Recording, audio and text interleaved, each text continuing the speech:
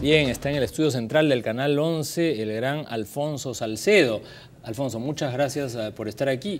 Déjame presentarte. Alfonso es un publicista, un creativo, ha estado muy metido en el mundo de la publicidad, de la comunicación estratégica, ha participado en múltiples campañas electorales y es un gusto pues darle la bienvenida aquí al Canal 11. Gracias, Alfonso, por estar aquí. Encantado, encantado, siempre con gusto de estar aquí. A ver, Alfonso, cuéntanos cómo ves esta campaña, pero remontémonos a los distintos procesos electorales en donde tú has participado.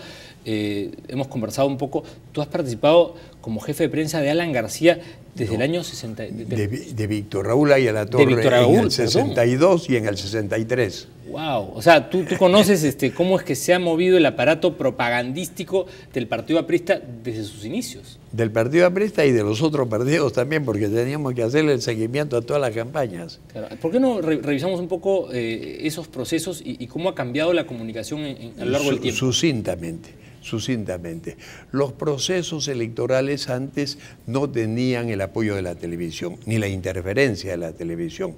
El proceso del 62 y 63 tímidamente aparecen las primeras muestras de candidatos en televisión.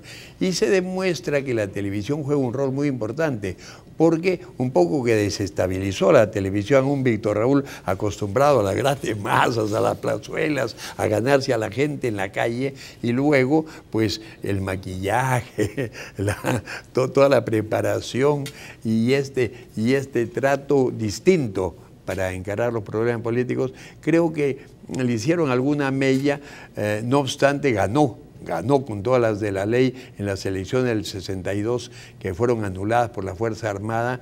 Yo diría con la participación de Belaúnde, lo cual es una mácula en la trayectoria de Belaúnde. Luego fue al 63, al año siguiente, bajo un país ocupado por el gobierno militar. Yo creo que él no debió ir a esas elecciones porque estaba definido que no iba a ganar. Bueno, fue para hacer un aporte a la reconstrucción de una democracia que desde hacía 20 años no existía en el Perú.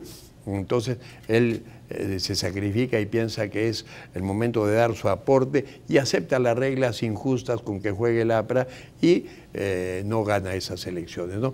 Pero luego vienen una serie de procesos electorales sobre los que hay mucho que hablar, porque ahí los medios de comunicación ya juegan un papel relevante y nosotros los estrategas también utilizamos los medios de comunicación y no aceptamos que nos utilicen ellos, ¿no? Claro. Pero al fin y al cabo siempre hay un toma y daca, ¿no? Ahora, pero el político, digamos, que es finalmente el que es el protagonista principal de un proceso electoral, ¿no? Tiene que ser antes que otra cosa un buen político, o sea, tiene que conocer el Perú, tiene que estar pues conectado con la gente, porque el estratega, el asesor, digamos, no pueden construir un producto si es que no hay una buena materia prima, digamos, ¿no? Claro, yo creo que esa es una verdad como una catedral.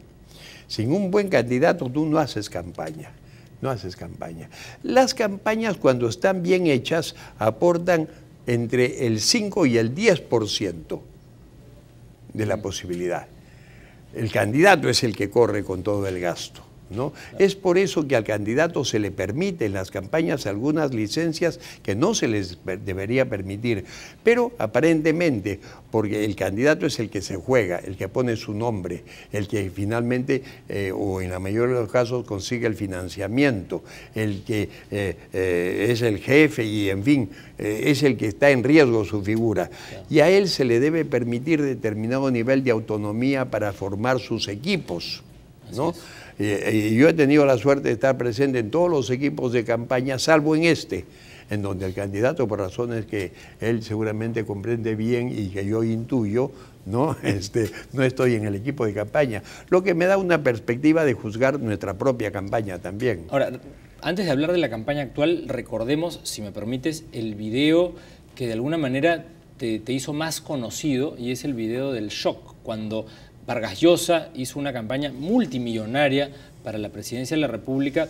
Tú, desde el frente opuesto, diseñaste este video del shock que influyó en la opinión pública. Si te parece, Alfonso, vamos a verlo para para recordarlo para quienes lo vivieron y para darlo a conocer a quienes no lo conocen, ¿sí? Muy bien. Vamos a ver lo que fue el spot publicitario de El Shock, un video que cambió, creo yo, la historia del Perú. Adelante. Perú, 1990. Un aterrador experimento se prepara, como si los peruanos fuésemos conejillos de indias. Primero, los atontamos con una avalancha de comerciales. Luego, aplicaremos el shock. 22 millones de peruanos están en peligro. Esto podría suceder. Inflación al 30.000%.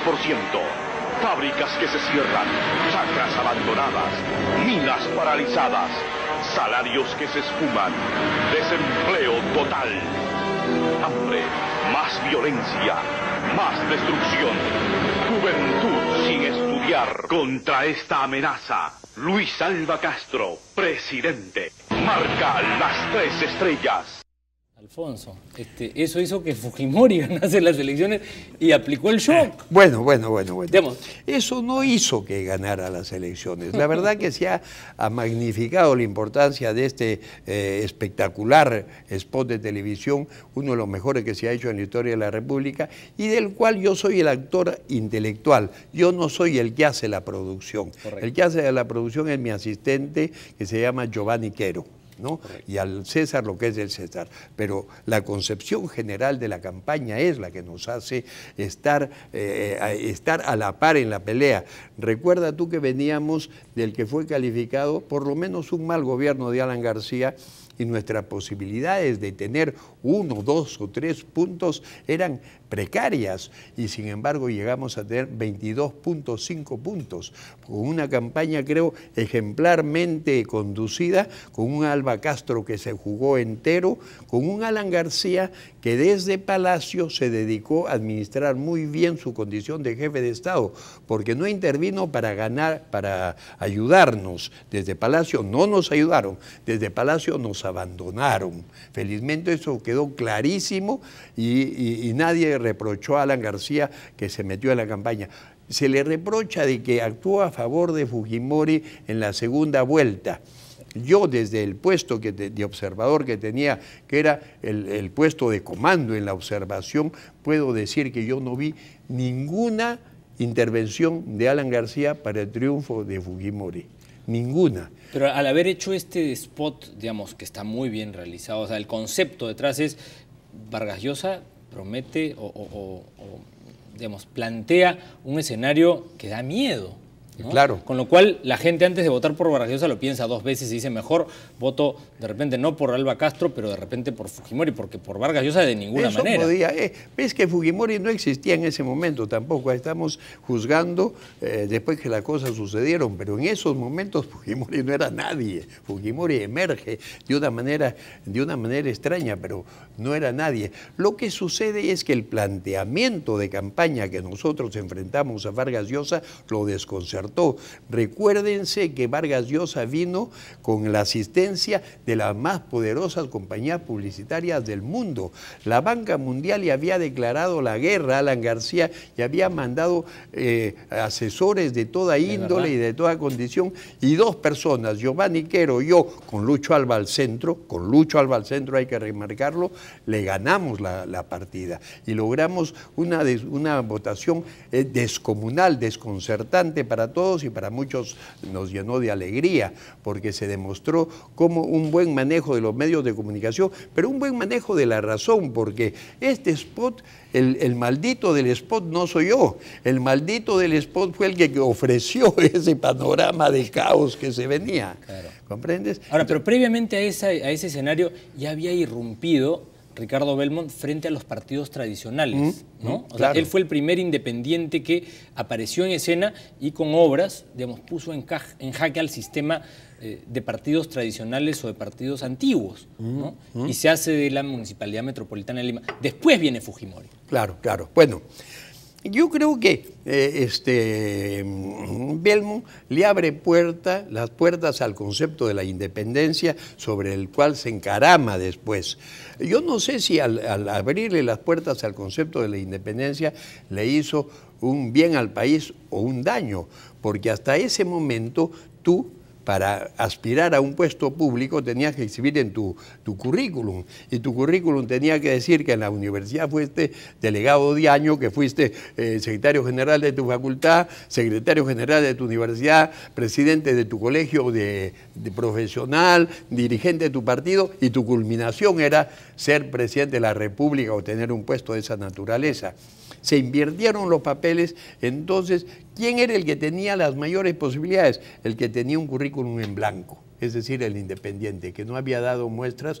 El caso de Ricardo es distinto, porque Ricardo es un independiente, pero un independiente sui generis, porque es un hombre con una sensibilidad política muy fina, un hombre que sabe leer en la sociedad, que sabe leer en los labios de ese pueblo que no ve, pero que percibe, ¿no? Y que puede tener una respuesta. No lo pongamos a Belmont como ejemplo de independiente, sino como ejemplo de ciudadano, tal vez. Correcto. Pero como ejemplo de independiente, no. Como ejemplo de independiente viene la caterva de inútiles que siguieron después y que han culminado con Humala. Entonces, porque Humala es una forma de ser independiente porque no tiene currículum político, pero de ahí se deriva el hecho de que frente a este proceso electoral ya, y nos estamos introduciendo de lleno en el proceso electoral actual, tenemos un conjunto de candidatos sin currículum.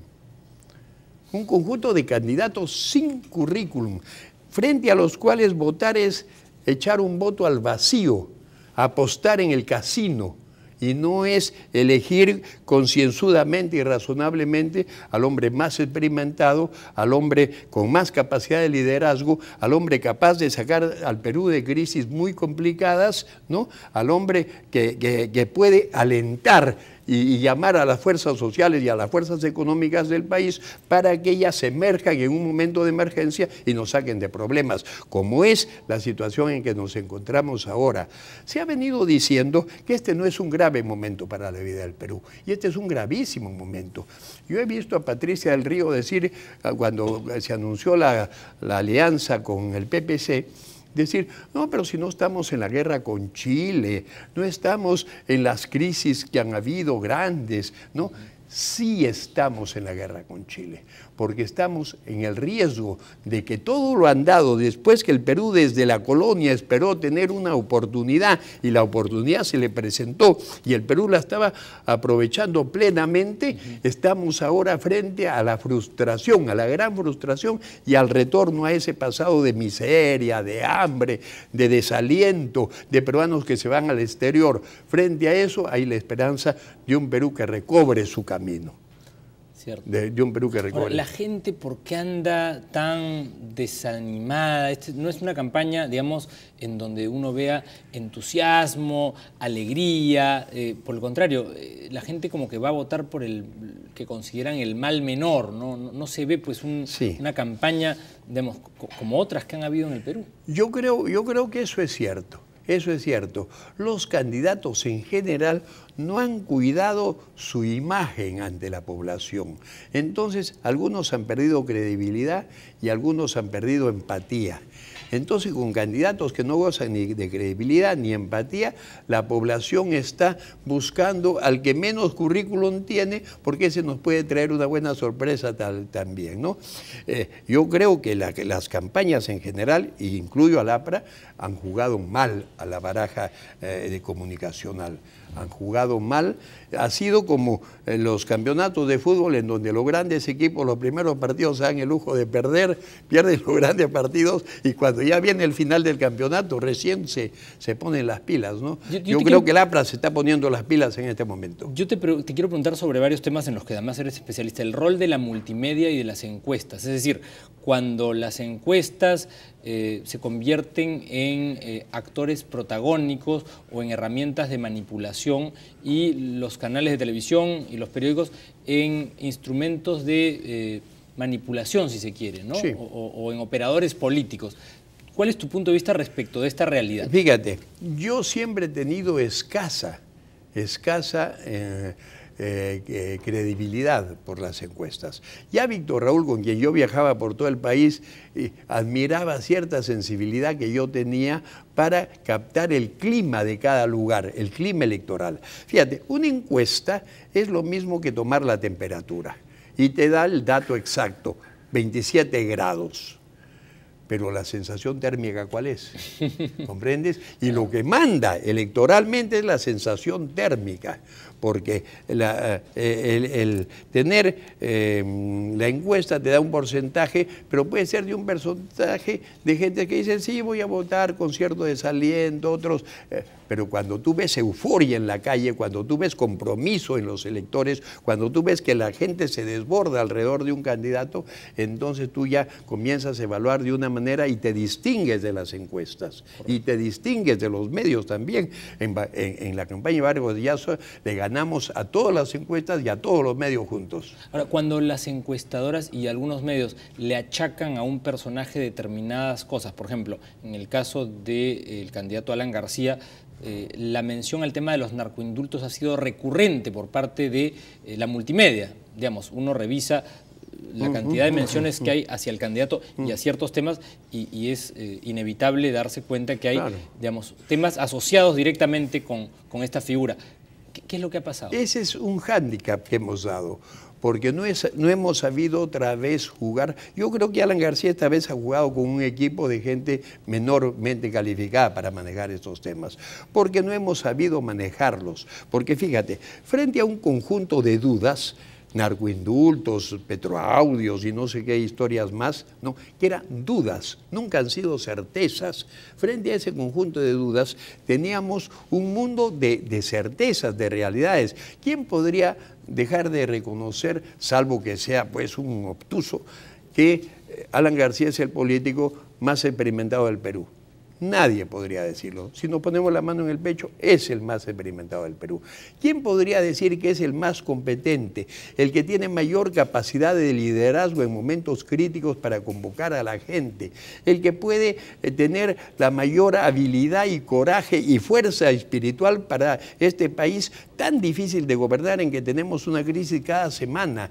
¿Quién tiene esos atributos? Esos atributos, eso es lo que ha debido primar en la campaña, y no primar dejar que vaya creciendo este mundo de dudas, de dudas que no son nada frente a realidades tan contundentes como las que García podía exhibir, y no las exhibió así. Creo que también la campaña de García falló un poco en que no supo acercarse al pueblo como se acercaba antes. No supo crear una empatía, una corriente de amistad con el pueblo, y también se descuidó un poco en el manejo del partido y en el apoyo que el partido daba a dar. Pero quiero darte una buena noticia. El domingo que ha pasado ha habido una excelente reunión en Alfonso Ugarte, nos hemos puesto la camiseta a todos los peruanos, nos hemos abrazado, y de aquí en adelante ustedes van a esperar los resultados. Por eso, el tiempo que queda de campaña, que parece corto, es suficiente para poder lograr esta conexión de la que tú hablas, para lograr conectar con la población y decirle,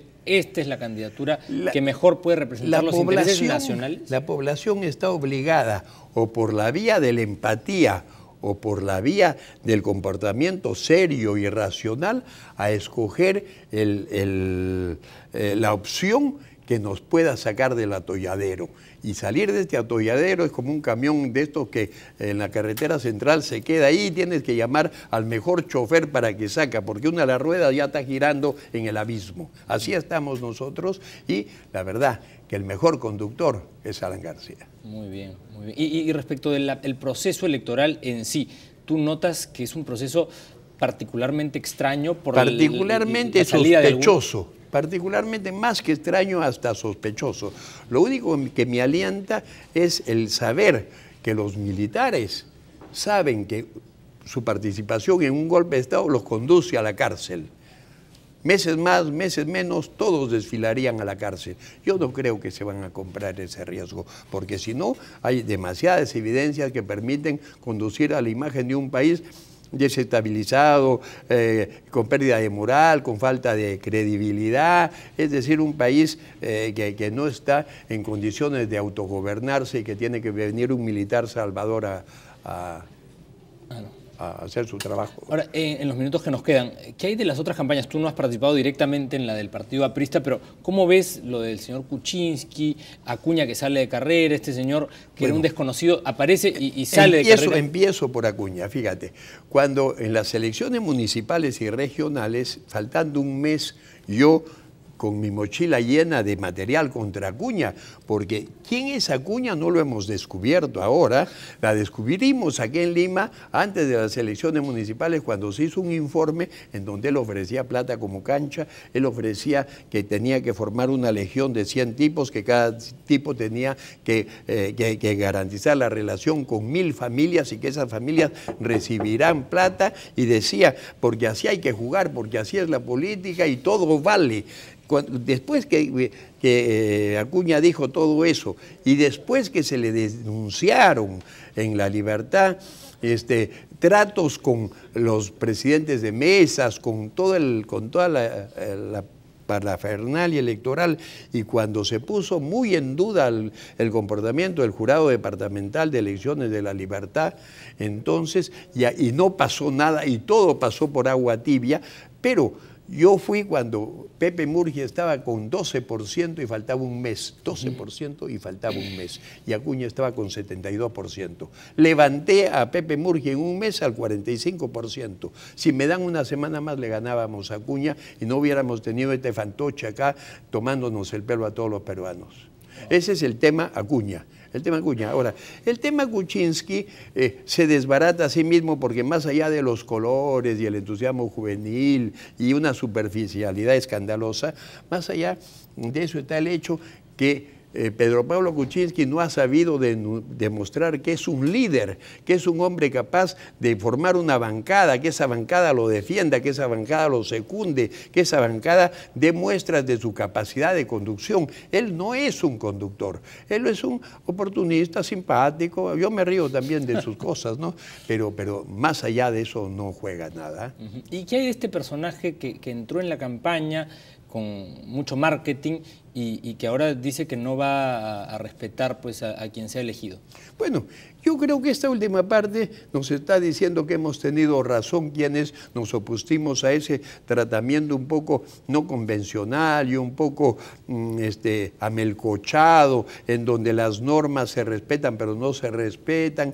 Creo que nos ha librado de caer en las manos de alguien que si el país llegaba a ellas hubiéramos tenido graves dificultades, creo. No se puede jugar a la política con la improvisación. Este era un ser sacado del mundo de los jovencitos que tienen ansias desmedidas de poder y de capitales y de gentes y grupos de poder que están detrás y que casi nos han hecho dar un paso en falso. Y Alfonso, la candidata Fujimori que ha hablado de su mochila, que dice que le pesa mucho, ¿cuál es tu punto de vista? Bueno, la mochila le pesa mucho por lo cargada que está de recursos, ¿no? Pero yo creo que ella sabía a qué se metía. El país, ella tiene una cosa a su favor que hay que reconocer, que en las elecciones pasadas ella tuvo una buena votación. Esa buena votación en alguna medida la exculpa, porque el mejor tribunal es el tribunal electoral, la gente en la calle votando, que los jueces. En eso ella tiene un factor a su favor, pero no deja de seguir representando un grave riesgo para el país. La verdad es que es un grave riesgo para el país y nosotros aspiramos a evitar que ella llegue al poder. Ahora, y aprovechando que estás aquí, ¿qué hay de Barnechea y Verónica Mendoza para, digamos, completar un poco el análisis de algunos de los actores protagónicos? Yo creo que has llegado a los dos que tienen una relativa decencia. Yo tengo respeto por Barnechea, a quien conozco mucho, tengo respeto por Verónica, a quien conozco muy poco, pero me causan una buena impresión. Lo que pasa es que también juegan en este medio en donde no tienen nada que exhibir como experiencia. La verdad que mi buen amigo Alfredo pues no ha tenido nunca entre sus manos, salvo la campaña de Pérez de Cuéllar que él condujo y que la condujo al abismo, ¿no? En las elecciones del 95. Y cuando le toman el pelo, porque incluso dicen que su epitafio va a decir, aquí seguirá descansando Alfredo Barnechea. No, es una exageración. Debería ser, aquí seguirá leyendo Alfredo Barnechea, porque es un buen lector de libros y ha aprendido cosas que no ha ejecutado. Correcto. Y bueno, ¿qué pasó con Antero Flores, que ha sido presidente del Congreso y que tiene su propio partido, pero que la multimedia no le ha dado, digamos, ningún tipo de cobertura? Yo estoy seguro que Antero jamás quiso ser presidente. Creo que él ha querido culminar su vida política estando en el bolo presidencial. Bien, oye, Alfonso, siempre es un placer conversar contigo, más aún hacerlo en televisión para compartir con nuestra audiencia tus puntos de vista. Espero tenerte con más frecuencia aquí en el Canal 11. Cuando tú quieras, pásame la voz. De verdad, es un placer siempre tenerte aquí. Okay. Bien, gracias. Ha sido Alfonso Salcedo, uno de los más prestigiosos publicistas y comunicadores que tiene nuestro país. Vamos a hacer una pausa y volvemos con algo más aquí en Boca a Boca. No se vayan.